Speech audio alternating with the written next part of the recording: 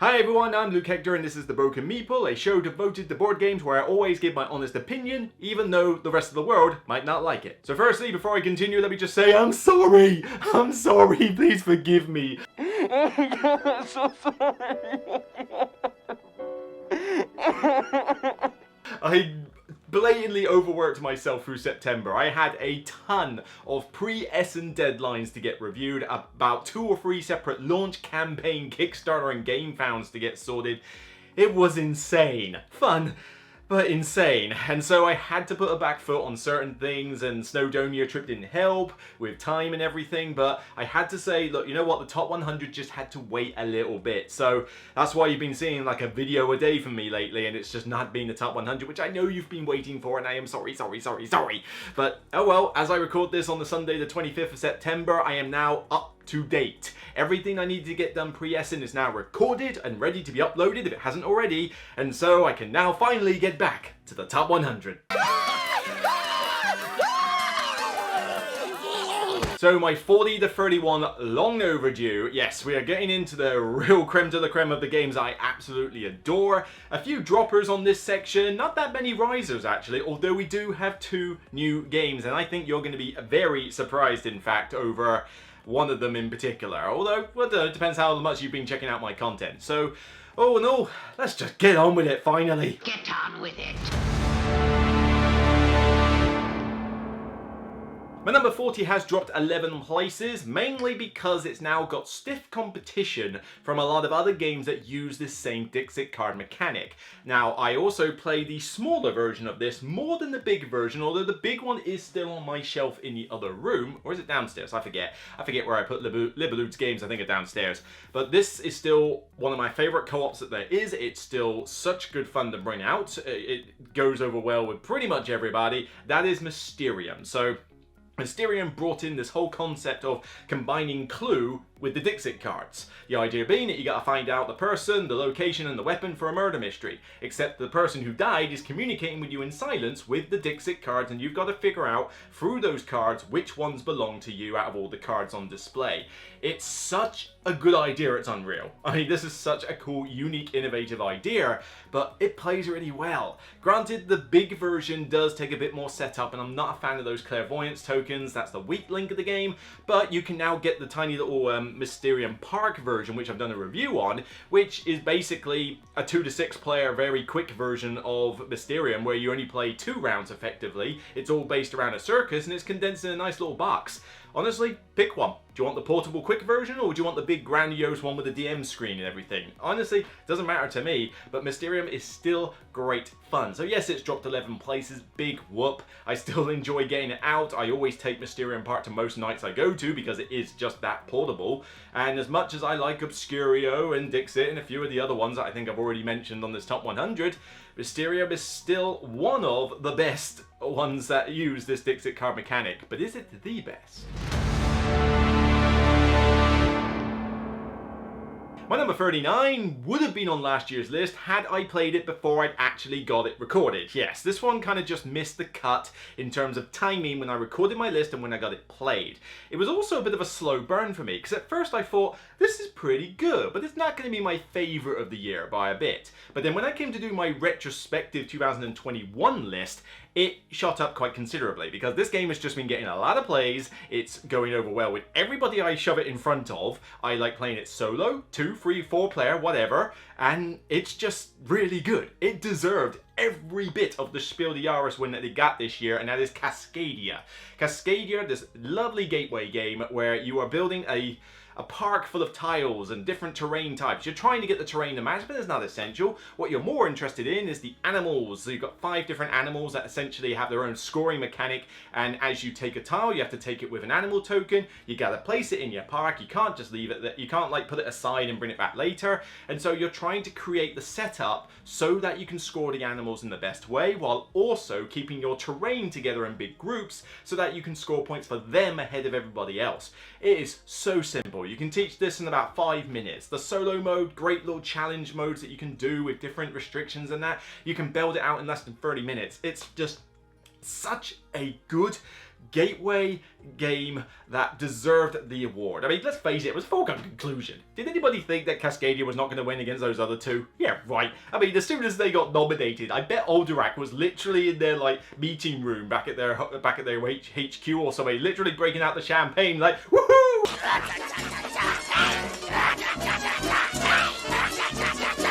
This game's brilliant. I take it to a lot of conventions. I've taught it to my parents. I've taught it to friends. Hell, even gamer friends I have who mostly play heavy Euros enjoy this game.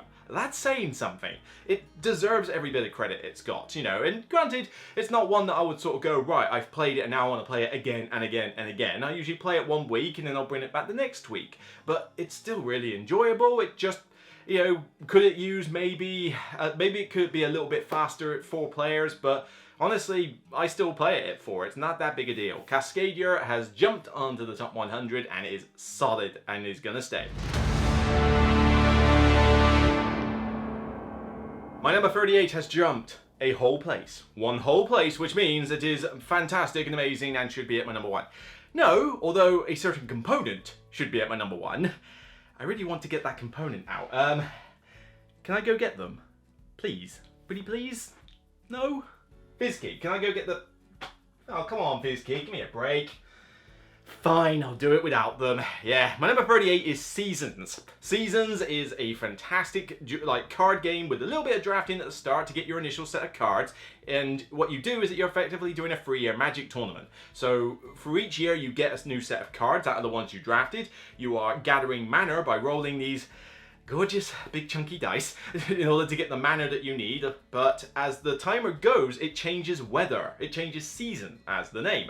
So when you go into different seasons, different mana is harder to get hold of and easier to get hold of than others, and it's just a cool timer mechanic, but then you get the fun of playing cards and generating a bit of an engine and doing cool combos while trying to get victory points. It's very straightforward to play, but trying to get those combos and trying to think of the best way to do those cards, particularly in that first draft, is paramount and really cool. Throw in the 2 expansions, and I honestly don't care about the mechanical stuff that they throw in. The whole thing of like, oh, starting powers and effects and that moon die, I don't really care. Just throw in the extra cards though, bundle it all together, and you've got this massive deck full of cool stuff that you can grab, of magic artifacts and familiar little creatures. It's great. Love this game. Prefer it with less players rather than most, but still, I would play it on Board Game Arena with 4 players, and I would play it in person. I wish I had a solo mode, but frankly, you know what? I'm fine because I'll bring it out as often as I can. Res Arcana wishes it could mimic what this one was, because Res Arcana is dull and tedious and boring in comparison to what Season is. I'm sorry, Season's the one I prefer, not Res Arcana, and I'm sure that's going to get comments, but I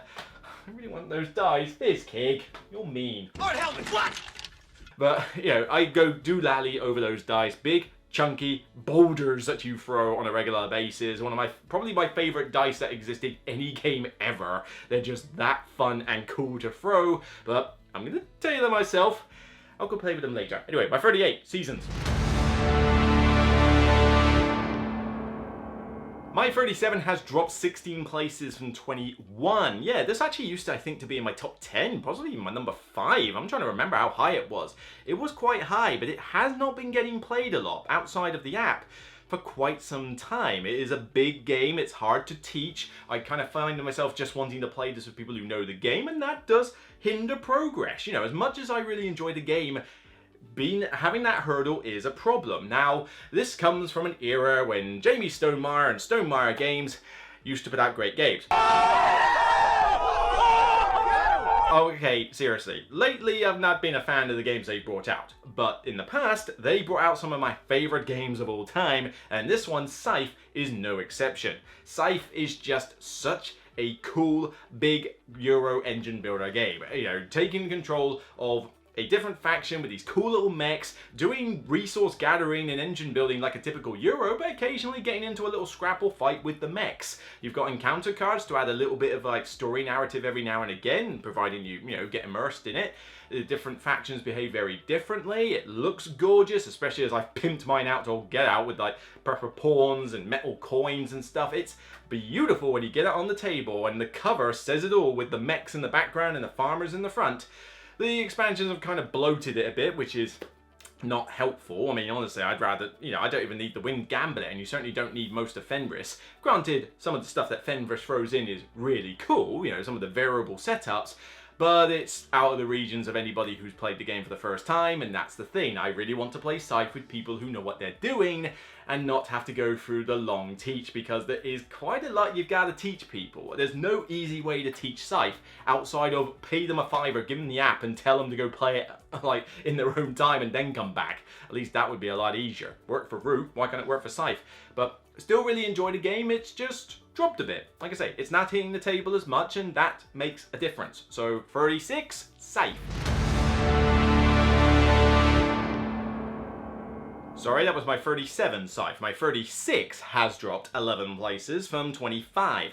This is a Euro game which, under all normal circumstances, I should be hating this game. This is like one of my biggest exceptions to the norm of games that I tend to play and tend to put my stock behind, like saying, this is the game you need to play. Now, it's not for everybody. People can bounce off this one pretty hard. It is bone dry. There is pretty much no theme in it whatsoever. It is essentially dice placement, which we've seen a lot of times, and it's a point salad through and through. So, Luke, why do you like this game? I think it's just because of the amount of options that you have and how smooth and relatively streamlined it is, and that is Pulsar 2849 by Czech Game Editions. What? This one I shouldn't like, but I adore this game. I think the options and the streamlininess, like I mentioned, are the two key points. Because there's no like, oh, the die needs to be at least this number so it can go here. No, no, no. What's pictured? A 3? Then it needs a 3. Flat out, no problems. The turns, straightforward. You do a little bit of like selecting of the dice, and that manipulates your turn order and how many engineering cubes, whatever you get at the end. It's, like I say, it's dry as a bone. But then you just simply use your 2 dice, 2 actions. You might get a 3rd bonus action, and you're done. And the actions are pretty straightforward in terms of how they operate, but you've got so many options. I mean, do I go fly around the universe and explore planets? Do I go, do spacewalks and get points that way? Do I go set up the spinning gyrodynes or whatever they're called, in order to collect points from Poisars? Do I level up with all the techs in the world? Do I go get transmitters? Do I just concentrate on the N3 goals that you get? Oh boy, there's a lot of options in this game, but they all work. Yes, there may be some setups where one is probably going to be better than others, but then you'll have more competition. But there's usually a good way to win through pretty much most of the strategies in the game. And I just love the technologies. You've got all the different setups for technologies, multiple A, B, C, and D boards, so it's going to be different every time you play it. But then you going, oh, I could really use that tech this round, that'd be cool, but then I need a die for it. Well, let's see, that means I need to take a 6, but if I take a 6, that means my turn order is going to suck. I'm going to have to go last. Oh, I don't know, but I really need that 6. Oh, I'll take that 6. It's like, all the decisions feel like juicingly agonizing, but in a fun way. It's kind of weird. I don't know how to explain it that well. I just played this game for, okay, I'm going to go in with an open mind. Maybe I'll like it, but I didn't have high expectations when I played it. And then I played it and it's like, can we play again? And that's a good sign of a quality Eurogame. I guess I'm just more into point salads. But point salads, I mean, yes, there's no theme in this really, but it is space. Space beats Renaissance or Florence or whatever other useless themes they've done for point salads in most beige Euro games. At least space is a bit more interesting. It looks colourful on the table, so I suppose it's got that going for it. But I guess it's just the fact that it does feel streamlined and it doesn't feel too punishing. Yes, you could get blocked out of a space, or someone could take what you need, or you have that, oh, I want to take that die, but this is going to hurt. But it's self-inflicted punishment in that regard. It's not that the game punches you in the face and expects you to just deal with it like some other point salads can. This one just feels perfectly balanced for a mid-weight point salad. I love it a bit. I don't know why, not fully, but I love it. Pulsar 2849. My 35 has dropped 9 places, so this is a LCG, and I like a lot of LCGs in the past. I mean, it has to be said. This one is kind of relatively steady. I mean, dropping 9 places at this point is not a massive deal. I think mainly it's just getting a bit too bloated for its own good, and yet we've got another set with the X-Men turning up any day now, if not already, and that is Marvel Champions. Marvel Champions is, you know, my preferred game of Marvel, you know, in a sense. It's an LCG where you take a Marvel hero, up to 4 players, you go up against a main villain. It's essentially what another certain hero game does in a similar way, except this time you have to deck builds rather than getting your own deck. Yeah, I don't want to spoil too much, but the cool thing with this is that it is Marvel themed. So I get to play all my favourite characters and go up against my favourite villains from Marvel. I can play the various Spider-Man people against the Sinister Six, you know. I can send Captain America against Kang. Actually, I did Captain America and Hawkeye versus Kang. That was a really good one, two-handed. I tend to play true solo. I should really get the hang of doing two-handed because it is quite cool having the balance of one fighter, one not fighter. When you play true solo, you got to try and do everything at once, and it's not easy. But it's just a really solid LCG. As I said, probably a little bloated. They keep coming out with more stuff a little bit too frequently for its own good, and at the moment there's so much content for it, I don't think I've even played every single hero that's been released for it. Yeah, there are still some I know, like Adam Warlock and Scarlet Witch, that I know I've not played yet. It's just, there's a lot of content and only so much time, so maybe I need to stop.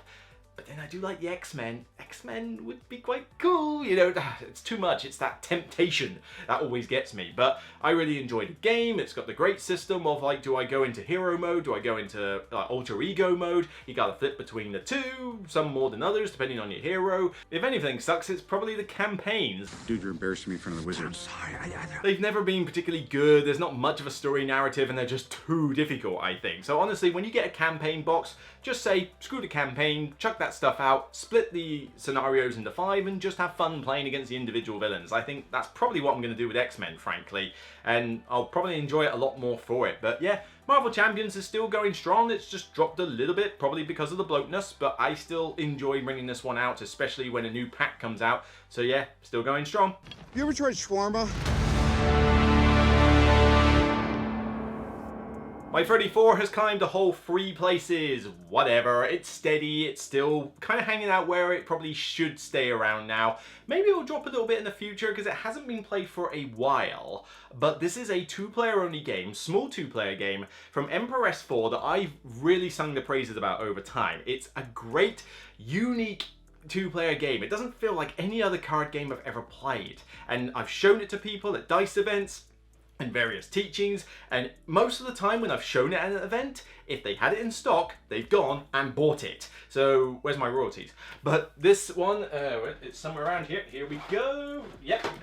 Hanimi Koji, and I mean this one specifically. Geisha's Road, which came after it, is really good game, but it's not accessible to gateway gamers, and certainly not accessible to anybody who's not a gamer, actually. So there's quite a little bit going on. But this one, whether Geisha's Academy, or I don't know, pick one. Do you want to talk about Geishas or Scholars? That's essentially the only difference. But this one looks gorgeous, and it's just a really good, solid, fun card game where you're vying for influence over the Geishas using the cards for the items that they've got. But you have 4 actions, each one being kind of like a I split you choose mechanism, or I discard some out of the game, or I keep one secret. And you have to do these 4 actions, each player, but when you do them is paramount. If you do it early, you got more choice, but you got less information about who's winning over which geisha. But then if you do it later, you have less choice, but you have more information. It is a balance which is impossible to get right. You will constantly regret the order that you did those 4 actions in, because there's no technical right answer. But, you know, obviously you're like, right, I need to know this, I need to know this, I'm going to play this bit, I'm going to bluff this one out. You make those decisions, but yeah, you try and find the optimal combination of stuff because you're going to regret it. But I really love this game. It's just so solid. Again, 2-player games are hard to get to the table, but I make an effort to teach this one when I go to DICE events where we're teaching new players board games, because it seems to just go down so well between couples that I've taught it to, more so than a lot of other 2-player games that I've had. But if somebody wants to play this with me as a kind of filler while we're waiting for stuff at a convention, then by all means, bring out Hanami Koji, because it is that solid. I'd say pick your poison, Hanami Koji or Geisha Academy, same game, different art, different person that you're influencing. It's still really solid. My Freddy 3 has dropped 10 places, not a massive drop, again doesn't hit the table as much because it's a big euro, and I think it's just had to make room for some other games, because I still really love this game. This is my favorite Vital Lacerda game. Yes, spoiler alert, there are no more Lacerda games that are going to appear on this top 100. This is the last one. This one was constantly fighting the Gallerist for supremacy for a while, mainly because it was in the original Stronghold version, which had some limitations. Then Eagle Gryphon started their whole line of deluxifying every game in existence, and they finally brought out the deluxe version of Kanban, thus Kanban EV. And Kanban EV has now taken the top spot for my Lacerda games because it retains everything I loved about the original and fixes the problems that the original had, which mostly related to art, graphic design, and ease of play. This one now has a better rulebook. It has a bigger board, deluxified, with Ian O'Toole's artwork where you can see clearly where stuff is. Yes, it's still a little fiddly in some areas. It's very tricky trying to explain how, tested cars work on your board and how the upgrades work. That's still a little fiddly, but trying to do the meetings at the end works a lot better, and yet it still retains that classic game of taking control of your job as a car manufacturer. You're an employee making cars and you're getting the blueprints, you got to get the parts, you got to go assemble the cars, and then you got to go test them, get upgrades, all the while dodging Sandra, evil Sandra, I just want a car. Here come the test results. You are a horrible person. That's what it says, a horrible person. We weren't even testing for that. Oh yeah, one of the most annoying characters in board games because she is constantly going through all the departments, marking you down because you have to play her in mean mode, because playing her in nice mode is, I don't know, a little too nice and also very unrealistic. Come on, we've all had a mean boss or somebody who's marking you down. You want mean Sandra, so it's like every time you see her coming by, it's like, or you might want to hit the books and start getting up to the technical level so that she looks at somebody else rather than you. It's just oozing with theme, this game. It is one of the most thematic Lacerda games that I think there is, possibly the most thematic Lacerda game. I love it. I get immersed in it every time because I like the idea of making cars and being that sort of employee. That theme just gels with me. But it's improved looks, it's fantastic components, it is heavy, it is hard to get to the table, which hurts it a little bit because, I've got to teach a lot of it, although it has been played 2 or 3 times at my local Portsmouth club recently. I've just been busy doing other things. If they bring it out again, I'd quite like to jump back into it very soon. It is one of those great Euro games. But yeah, used to be neck and neck with the Gallerist, now it's like, sorry, Kanban takes it. That theme just wins me over. Kanban EV, it's now back where it belongs. My number 32. It's a new game. This is the second of the 2 new games on this list, and I bet you weren't seeing this coming. This is a small filler game, and yes, fillers can be high on my top 100 as well, It's not just gotta be about big grandiose games. Small fillers that get played often, that give me a lot of pleasure when I play them and tick all the boxes for what a good filler should be, deserve to be high on this list. And this could even go higher. I'm enjoying this more and more every time I play it. I don't think I've ever done a formal review of it, except maybe I did on my podcast, I don't know, but this is easily a 9 if not a 10 out of 10 game. In fact, I think it is a 10 out of 10 game for me, because the only thing I can fault in it is the solo mode, and frankly, I don't really care because I tend to bring this out multiplayer anyway. This is Pencil First Game's best game in my opinion, Floriferous. I don't think any of us expected him to say that. Floriferous is the next step up from Herbaceous, which I also have downstairs along with Sunset Over Water. These are in a line of games that are just pleasant, zen-like. They're kind of, they're nice. But this one, as much as Herbaceous is a cool game, it's very light, like float away light. I'm teaching it to new people and I'm just like, yeah, whatever, it's mostly luck. But Floriferous is a bit different. This is, you've got columns of these beautiful looking flowers. I think she's pretty. Quiet, bud. The card art in this is sublime. Instagrammer's wet dream. And so what you're doing is that you're collecting the various flower cards. How do you score for them? Well, that's up to you. You have columns of the cards along with a point scoring card at the bottom. Your counters before the column are done in turn order from top to bottom, and you pick one of those cards. The problem is, for the next column after that, the turn order is now based on the relative position of all those markers again. So if you go for one of the early ones, you won't necessarily get a flower you want, but you'll get to go first for the next column.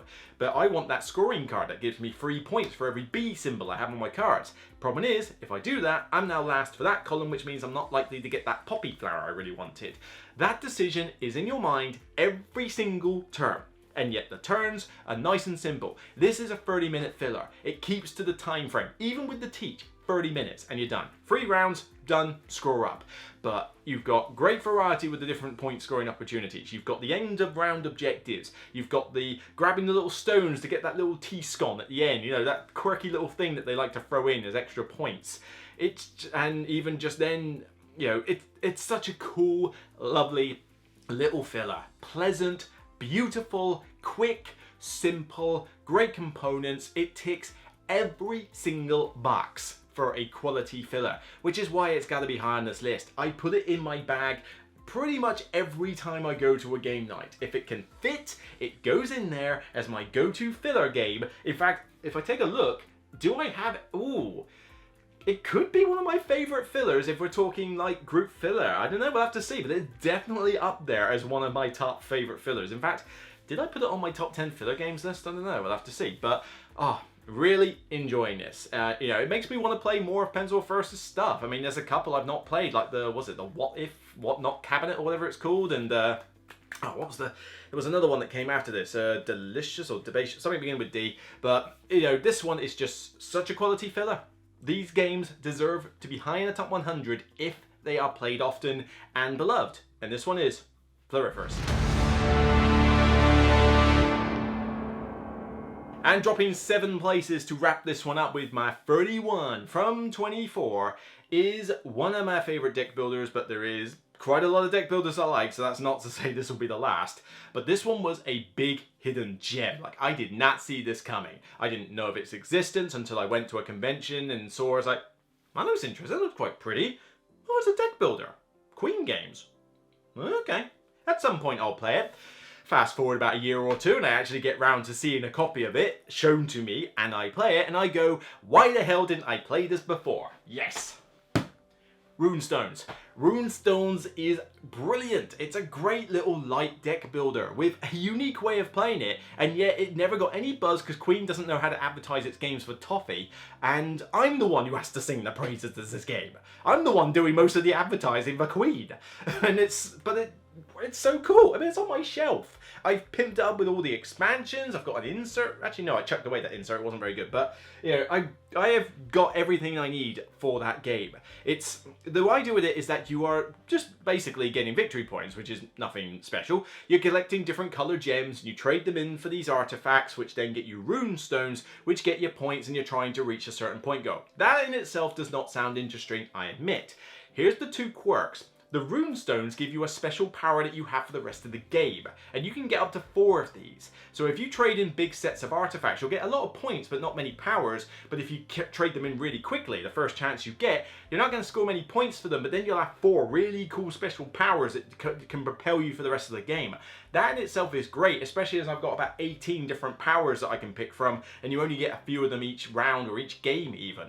Great variety. But I love the way the card system is done. I mean, firstly, nice little quirk, it's double-sided on the card, which means that if you're left-handed or right-handed, you can still play the game. That's a nice little thought and nice addition there, Queen. But you know, certainly my left-handed friend is appreciative.